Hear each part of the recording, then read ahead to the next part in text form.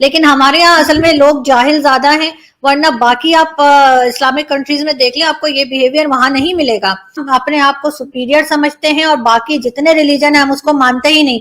अगर ऐसा ना होता तो हम फिर ये क्यों कहते हैं कि सिर्फ हम ही जन्नत में जाएंगे, जैसे हम कोई जन्नत के ठेकेदार हैं। अगर यही चीज किसी ने इस्लाम के बारे में कही होती तो फिर तो इन्होंने उनका सर उड़ा देना था, गोली मार देनी थी, छोड़ना नहीं था, ब्लास्फेमी लॉ लग जाता, केसेस चल रहे होते, बल्कि मार ही दिया होता।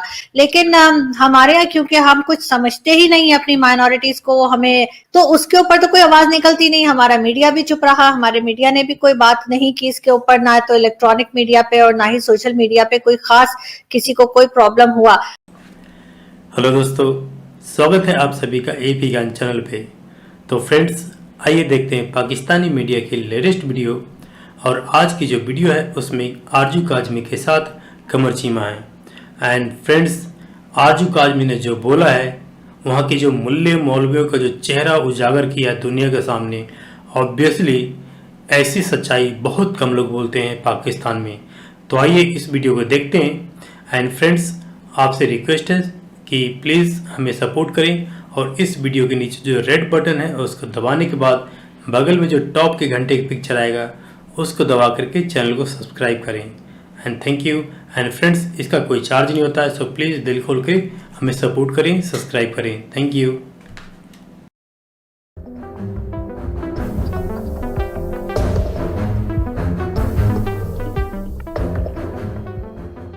अच्छा, ये बताएं, ये पाकिस्तान में कुछ ऐसे लोग हैं जो जानबूझकर गैर जरूरी जो माइनॉरिटी कम्युनिटीज हैं उनकी डिसरिस्पेक्ट करना शायद अपना फर्ज समझते हैं। जो एक इम्पोर्टेंट सवाल इस सारी डिबेट से आता है, ये हम दूसरे मज़हब, अपने मज़हब के बारे में तो मज़हब के बारे में हम बड़े सेंसिटिव होते हैं और अपनी उन चीजों, दूसरों के बारे हम क्यों इतने सेंसिटिव नहीं होते और क्यों हम उनकी रिस्पेक्ट में कमी लाना शायद समझते हैं ये हम अपने मज़हब की इज्जत कर रहे हैं या हम अपने मज़हब की जो है वो एक ऑनर कर रहे हैं। अगर हम दूसरे को नीचा दिखाएंगे तो हम ऊपर जाएंगे।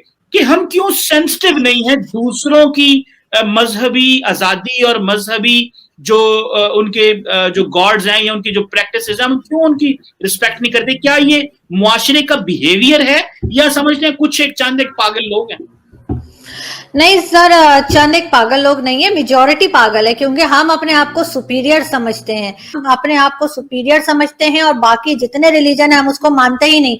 अगर ऐसा ना होता तो हम फिर ये क्यों कहते हैं कि सिर्फ हम ही जन्नत में जाएंगे, जैसे हम कोई जन्नत के ठेकेदार हैं, जन्नत में और कोई मजहब के लोग होंगे ही नहीं। इनका मतलब है कि मदर टेरेसा हो गई या कोई भी अच्छा इंसान हो गया जो किसी भी मजहब से बिलोंग करता है वो जन्नत में नहीं जाएगा, और ये जो निकम्मे निखट्टू और कि जिस तरह के मर्जी मुसलमान होंगे ये जन्नत में चले जाएंगे। ये चीज तो मुझे कभी समझ में आई ही नहीं कि ये ऐसा क्यों कहते हैं। तो जाहिर है ये दूसरे मजहब को क्योंकि मानते ही नहीं है, उसकी इज्जत करते ही नहीं है, इसीलिए ये तरह तरह की बातें भी करते हैं, उसके बारे में कुछ भी स्टेटमेंट दे देते हैं, कोई भी ट्वीट लगा देते हैं, कुछ भी कर देते हैं। अब लोग बहुत दफा मुझे इस तरह के भी मैसेजेस करते हैं और यूट्यूब पर और ट्विटर पे कि जी आप नमस्कार क्यों करती हैं, आप हाथ क्यों जोड़ती हैं। ये ज्यादातर यूथ ही होते हैं जो पीटीआई के मैं कहूंगी फॉलोवर्स। तो वो ये देख लें कि जब अभी श्रीलंका गए थे इमरान खान तो वो हर जगह पे हाथ जोड़ के ही लोगों से मिल रहे थे और नमस्कार ही कर रहे थे। तो मेरा ख्याल है कि ग्रीटिंग्स के लिए कोई फर्क नहीं पड़ता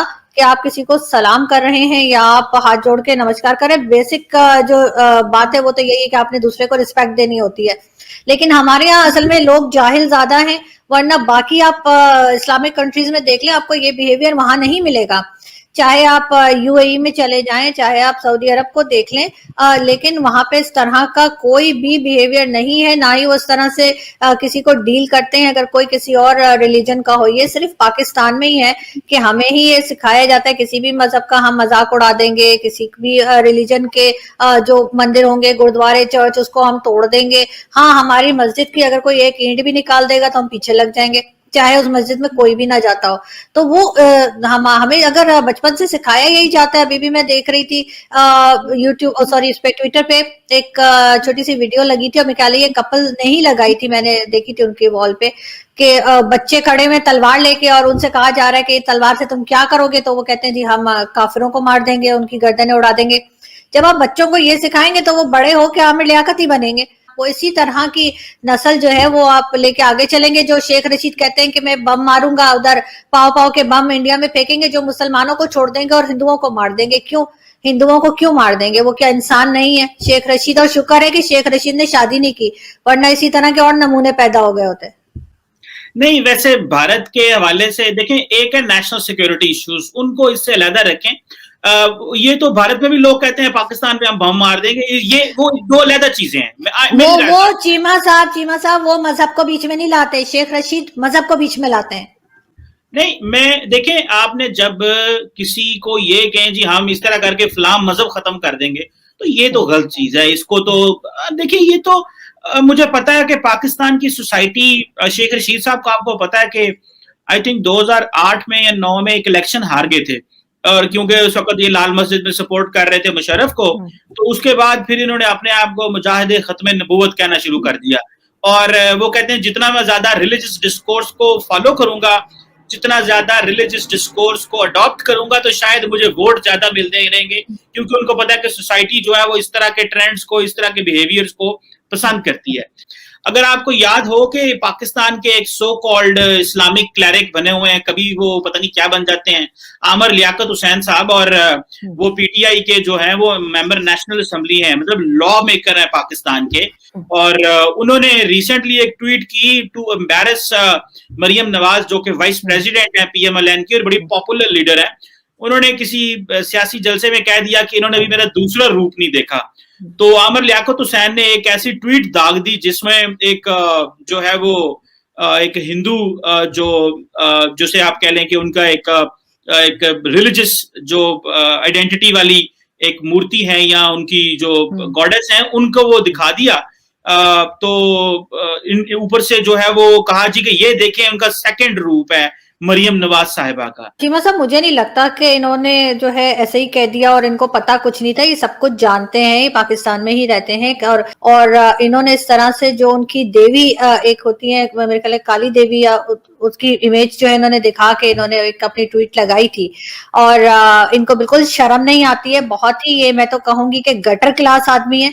और बल्कि मुझे इनके कुछ टाइम पहले इनके एमक्यूएम के कोई लीडर मिले थे, तो मैंने उनसे कहा कि भाई आप लोगों से तो कोई अगर आपकी पार्टी छोड़ के चला जाए एमक्यूएम, तो आप लोग तो मार देते हैं, छोड़ते नहीं है। बहुत मशहूर था इनका कि एमक्यूएम वाले छोड़ते नहीं है। तो मैंने कहा आमिर लियाकत के टाइम पे क्या हुआ था? बोरी खत्म हो गई थी या गोली खत्म हो गई थी? इसको क्यों छोड़ दिया है? तो वो जो है उन्होंने ये कचरा उन्होंने छोड़ दिया है पाकिस्तान में गंद फैलाने के लिए और इस तरह की फजूलियात बोलने के लिए। अगर यही चीज किसी ने इस्लाम के बारे में कही होती तो फिर तो इन्होंने उनका सर उड़ा देना था, गोली मार देनी थी, छोड़ना नहीं था, ब्लास्फेमी लॉ लग जाता, केसेस चल रहे होते, बल्कि मार ही दिया होता। लेकिन हमारे यहाँ क्योंकि हम कुछ समझते ही नहीं अपनी माइनॉरिटीज को, हमें मैटर ही नहीं करता कि हम कुछ भी कर रहे हैं। इसके अलावा भी आपने देखा होगा 2-3 दिन पहले जो है एक गुरुद्वारे की फुटेजेस चल रही थी जिसमें हमारे कुछ इंडियन पैनलिस्ट जो हमारे साथ आते हैं उन्होंने हमें टैग भी किया था। और वहां पे जो है किस तरीके से इन्होंने वॉशरूम्स बना दिए, क्या किया, तो उसके ऊपर तो कोई आवाज निकलती नहीं। हमारा मीडिया भी चुप रहा, हमारे मीडिया ने भी कोई बात नहीं की इसके ऊपर, ना तो इलेक्ट्रॉनिक मीडिया पे और ना ही सोशल मीडिया पे कोई खास किसी को कोई प्रॉब्लम हुआ। उसके बाद उन्होंने वो ट्वीट हटा दी जब उनको बहुत इधर उधर से थोड़ी सी पड़ी। तो क्योंकि आजकल जरा अपना, जैसे कहते हैं ना, पाकिस्तान कोशिश कर रहा है अपने आप को अच्छा बना के पेश करने की, और उसमें ये चीज गलत टाइम पे आमिर लियाकत ने जो की है तो वो उल्टा इनके अगेंस्ट ही चली गई। तो उसके ऊपर फवाद चौधरी ने बड़ी तारीफ कर दी थी, बड़ा अच्छा किया आपने, ट्वीट जो है हटा दी।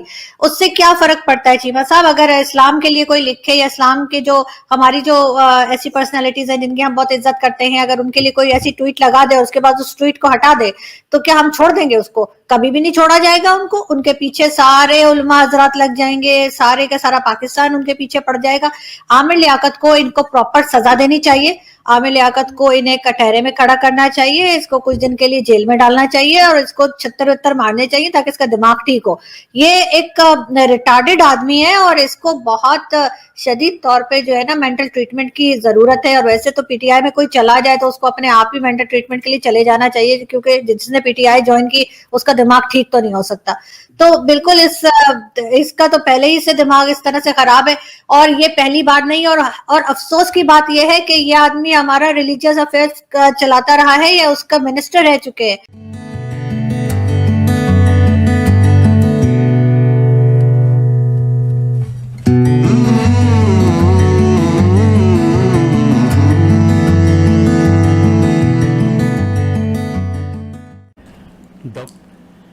सो दोस्तों, आपने देखा और सुना, तो आज ट्रूली जो आर्जुक आदमी ने बोला है, जो पाकिस्तान का सच दुनिया के सामने रखा है।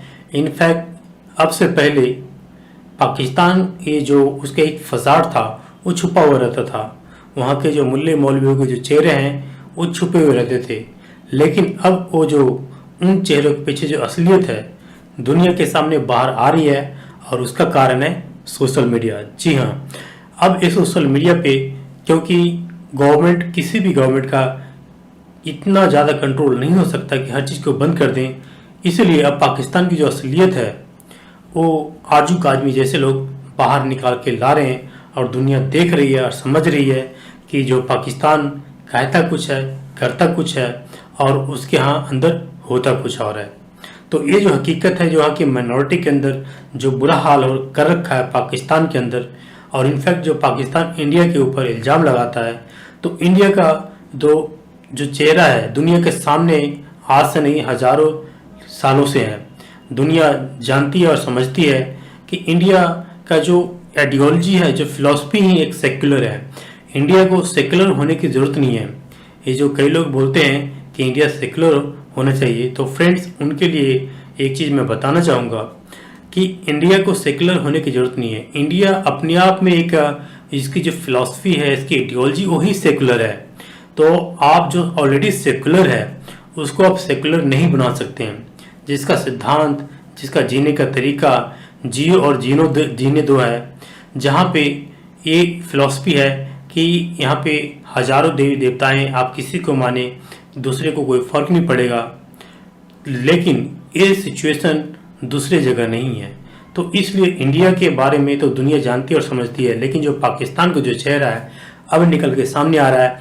और आपने देखा कि आर्जुक आजमी ने किस तरह से जो वहाँ का जो पाकिस्तान का जो एक एक्चुअल ग्राउंड में सिचुएशन क्या है कि वहाँ स्कूलों के अंदर बच्चों को किस तरह से हेट्रेड सिखाया जाता है, तो ऑब्वियसली इसका असर जो आने वाली जो पीढ़ियाँ हैं, नौजवान है, उसके ऊपर पड़ती है। और वही असर अभी पाकिस्तान के अंदर दिख रहा है, क्योंकि अभी जो कुछ हो रहा है पाकिस्तान में, ये जो दहशतगर्दी है और अति ज़्यादा हो रखा है इतने सारे, तो उसका कारण यही है। तो जब तक पाकिस्तान स्कूल लेवल से इस चीज़ को सुधारेगा नहीं, तब तक ठीक नहीं हो सकता।